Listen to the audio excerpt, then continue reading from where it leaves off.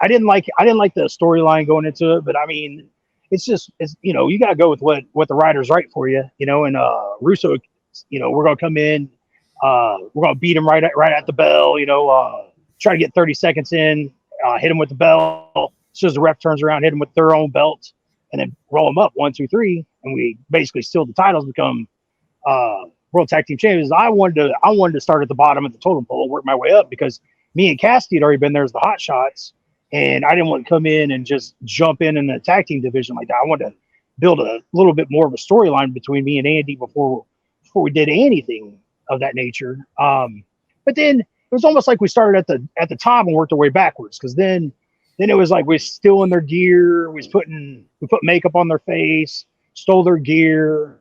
And then they had to get their gear back. We had to have a match to get their gear back. And then we had to have a match for them to have a title match against us. It was it's not the way I would have liked to have written it, to go for TV, but it was a different time frame. There's it was that was whenever they brought in Vince Russo, and I'd already rubbed him wrong with the hot shots, because he was backtrack a little bit. Whenever me and Cassidy first met him, he was trying to call us the hot dogs, Oscar and Frank, and I just really? yeah, and I wasn't having it. Cassidy was all for it. Cassidy's like, whatever you want to call us, man, I don't care. And I was like, shit, I care.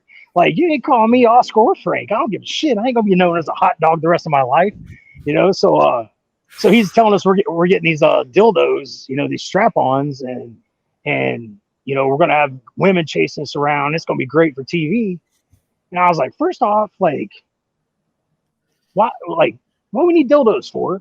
And second off, Cassie's married, got a family. I was like, do we really need to be doing this kind of crap? And our whole slogan was, we're pricks, proud, and protruding, and then we grab our crotches. You know what I mean? So yeah, wow. Cassidy got he got all kinds of heat at home, man, because his whole church went to that pay-per-view when we first debuted with the pricks, proud, and protruding. So his whole church is watching it, watching the pay-per-view that night. And oh man, just we come out already cocky, and then grabbing our crotches, and we're doing almost like the anaconda for like one of our tag moves, on this other stuff. But we had black trunks on, so you couldn't even see that we had these dildos on.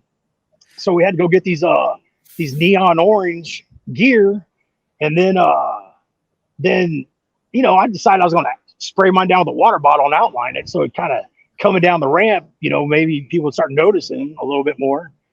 I didn't know what I was doing. I was just trying different things, like trying to get something over. At least we got called the hot shots, not the hot dogs. You know what I mean? So it was a little bit of trading off there.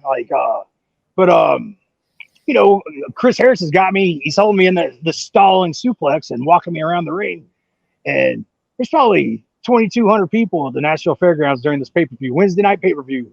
And this one guy in the crowd, like, he's dead silent. This one guy in the crowd's like, he's got a boner.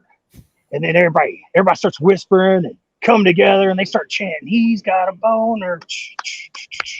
I was like, you have got to be kidding me. Like, this is when it south so fast. Was this a legitimate idea from Vince Russo, or was it a setup? No, it was a legitimate idea. That's what because really? The Dicks come after that. Remember the Dicks, the Johnsons or whatever. Express. Yeah.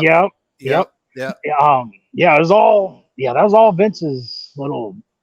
I just didn't like his ideas. I never liked his ideas. For the time I met him, just kind of rubbed me wrong. And not that he's ever personally said anything bad to me or anything. We've never had any. I just, I listened to his pitch. I didn't like it. It didn't go with anything I was taught over the years of being on the road with all these other guys that had been in way longer than me. And then me calling them up, asking them what they thought of it. And they was like, hell no. Like, don't do that. And they were all telling me, like, you got to stand up for yourself. Like, don't let these guys that's never done anything in the business, don't let them, take over and make fun of you and things like that. So they were stirring the pot with me anyways, get me all heated up as it was, So I don't know what all the red was, but I went to Jerry Jarrett and told him the whole situation. He didn't like it. He did like the dildo part, and that's when I realized I talk a little too much and should just shut my mouth at the hot dogs, But But anyways, it was a short last. It didn't last long. It was, I think we did 5 weeks with it or something like that.